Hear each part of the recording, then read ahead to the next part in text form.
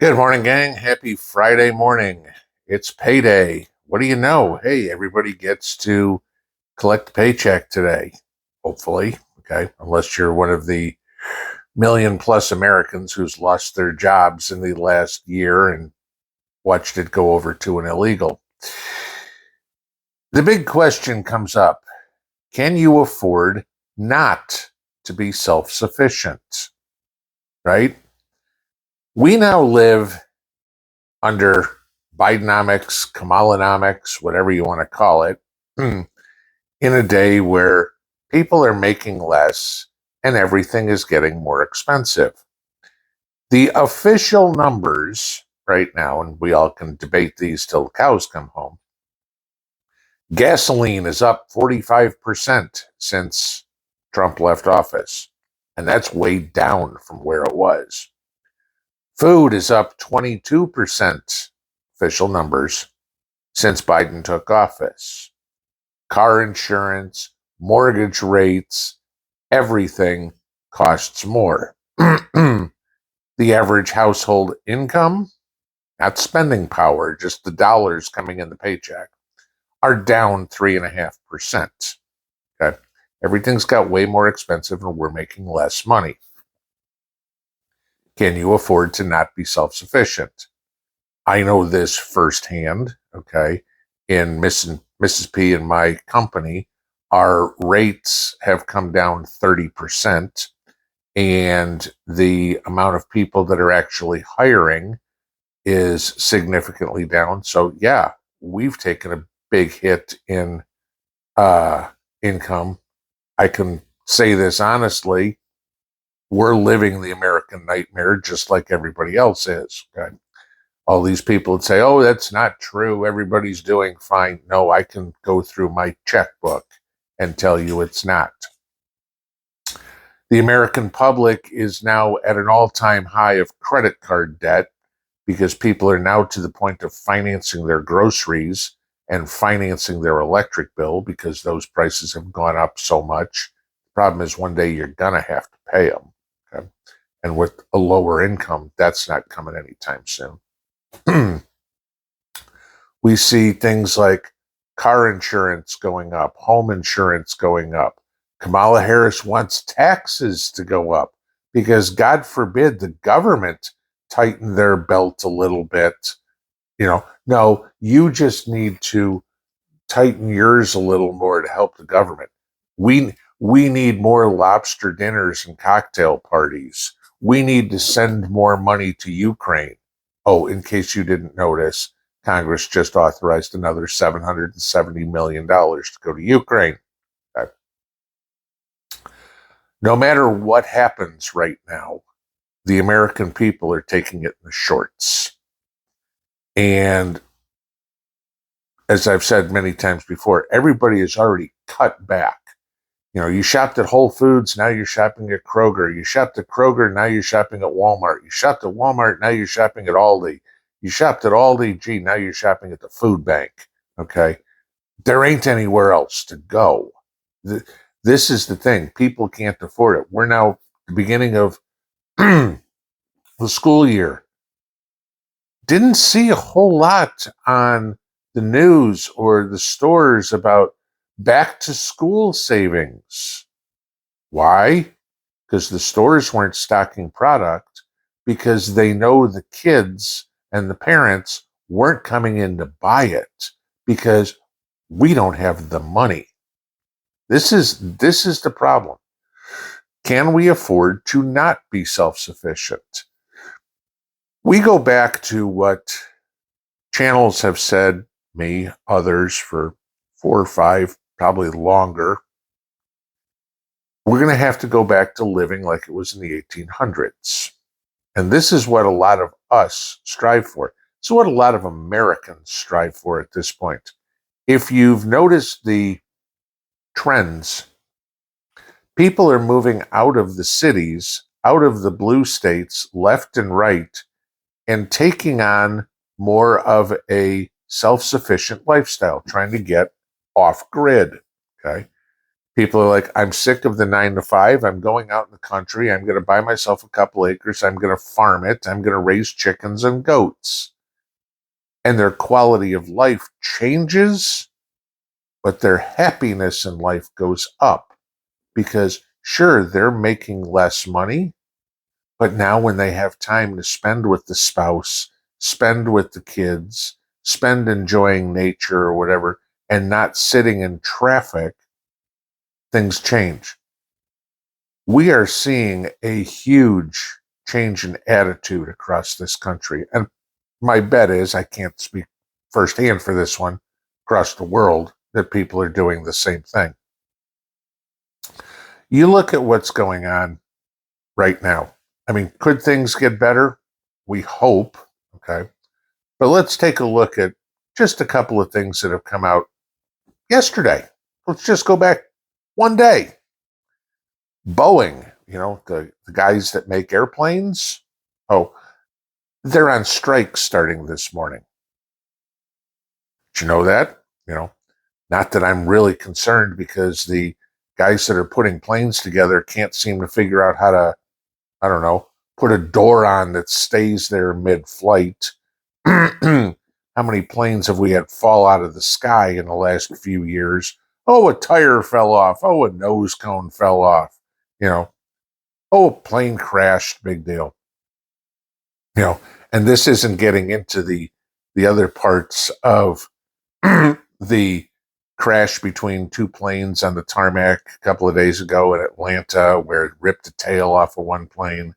The near miss yesterday in Nashville, where the air traffic controllers didn't notice that they had told one plane to taxi across the runway in front of another plane that was trying to take off, and the plane had a lock on the brakes. That was that. So all those DEI hires that we have in air traffic control are doing so well.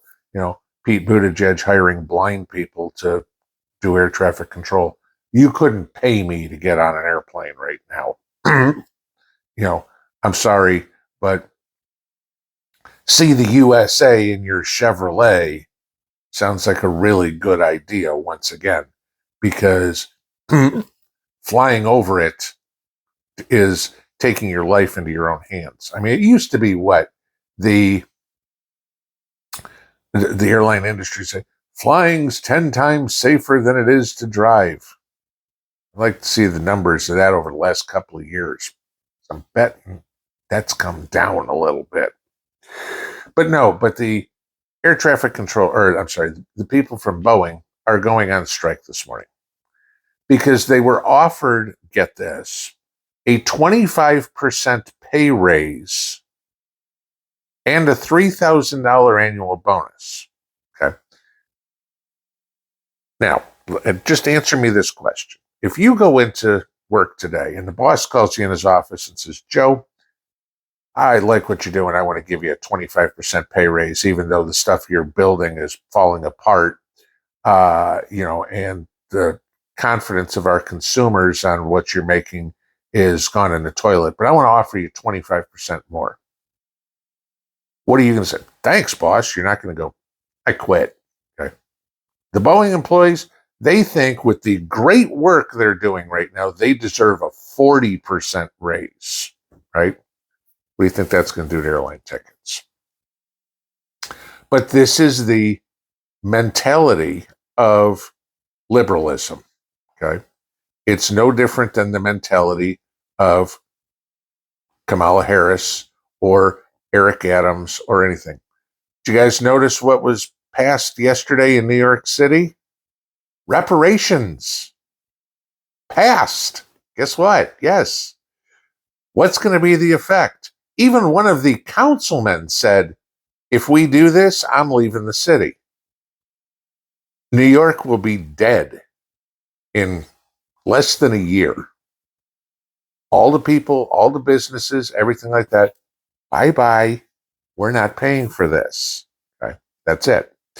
And you will have a barren island of a city there. It'll look like Mad Max, or, you'll have huge skyscraper. I forget the movie. What was it? Will Smith, the Armageddon movie, where he and the dog were like the last people alive. It'll look like that. Just a barren city with buildings all over the place and no people. Because, hey, you can't take money from other people and give it to, can't take money from me and give it to you and not have ramifications. It's the same thing with Boeing or whatever. But this is what we're seeing over and over and over again. It's, robbing people blind, opium, other people's money. That's the mentality. Pay me more money. Give me $20 an hour to flip burgers. Where's the money come from? Well, the owner has a money tree out back, right? No, the cost of a Big Mac goes up. Gee, nobody's buying Big Macs. What do? Well, I got to reduce the price of my Big Macs, which means I fire a few workers. Okay. This is logic. This is common sense. This is economics 101. A class that AOC never passed, but has a degree in. Okay. This is the disaster that's coming. So yesterday on the other side, okay, the conservative, the Thinking People's Party, Donald Trump came up with a real interesting idea. Maybe you heard about this. He announced it yesterday at the rally that he had in Arizona. Now, we already know he's already come out and said no tax on Social Security, which I think is brilliant, okay, because at least we'll keep a little bit of the money for the mismanagement of the Social Security, that the pittance that we are going to get for giving them our money for 30 or 40 years to waste it. No taxes on tips, okay? And back in the day, that made sense. If you go back to when most of us were kids or young, you left a couple of dollars on the table for the waitress, and that was it. It went in her pocket, and maybe they reported 10 cents on the dollar or something in taxes. These days, it's not so easy because everybody does everything on a card, and so there's a record of all that. So yes, they are paying full taxes. So people that say no, they're not, they don't pay taxes on tips, that's changed. Just give you this. So yes, maybe that's a good thing because it's a gratuity. That's what it is. It's like a gift. And sure, they want a gift. We've got gift tax. We get taxed on everything. So Trump came up with that. But yesterday he announced one that should really stimulate the economy and maybe get people back to work, or at least the half of the 50% of the people in this country that actually do work. Okay? He announced no taxes on overtime. Okay? Work 40 hours, get your paycheck, you pay taxes. You work 42 hours, whatever you earned in those extra 2 hours all goes in your pockets. That's a good idea. Okay. The money has to come from somewhere. Well, what about the tax revenue we're going to lose by doing that? Tariffs on China. That'll make Chinese products more expensive. Good.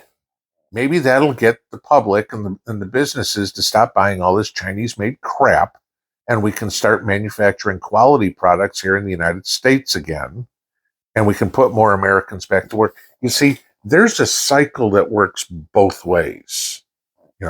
If you raise wages, you have to raise prices. When people don't buy it, you have to get rid of those employees. But on the other hand, if you lower taxes and bring the businesses back, that puts more Americans to work, which gives us more spending power.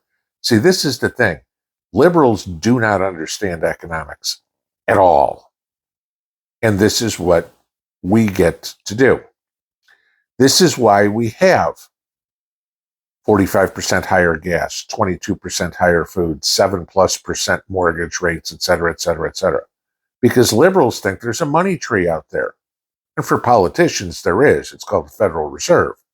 For the rest of us, we don't have one of those. Okay? We have to earn it. You're old enough, you remember that one. Okay? This is where we're going. And we don't know what's going to happen. This election, for the life of me, I can't figure this one out. How the election seems to be so tight. Chances are we're getting lied to by the media. Go figure. Okay. Oh, by the way, there's no truth to that rumor that ABC fired their moderators from the debate. That's fake news.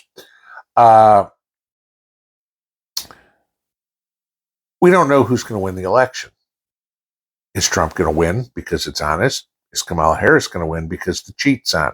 How deep is the deep state, right?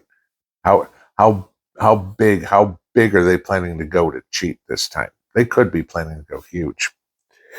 But the issue comes up, it's like, okay, what can the American people, and for that matter, anybody in any other country too, do to protect themselves from Kamalanomics? She wants to raise taxes. She's already said it.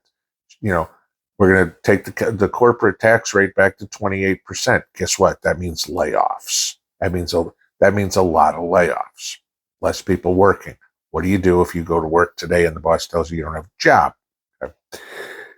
She wants to have a unrealized capital gains tax. She wants to do more spending. She wants to pay reparations like New York, et cetera, et cetera, et cetera. This is all the crap that she wants to do. Taking from the people and putting it in her pocket, making it sound like it's such a good deal. If she wins, price controls on groceries, rent control, pure straight out of the Communist Manifesto stuff here, okay? That'll mean there's no food in the stores. What have you done now to prepare yourself for that scenario? Some of you garden. Some of you raise chickens. Some of you make contacts with the local butcher, baker, and candlestick maker. Okay. Depending on where you are, you have different solutions to what your problem is. But that needs to be done. We need to continue just as we've done now. Gee, I got rid of my Netflix and my Hulu subscriptions. Gee, I got rid of my gym membership. Gee, I cut the cord altogether and I don't have TV. Why are we doing all this? Well, because people can't afford the basics, the roof over their head, the insurance. Go ask Springfield, Ohio about car insurance rates. All the Haitians driving, causing accidents with no license. Okay. But when you're talking about roof over your head, water, electric, gas, and food, that's it. We're not buying new cars. Why? Because we can't afford them.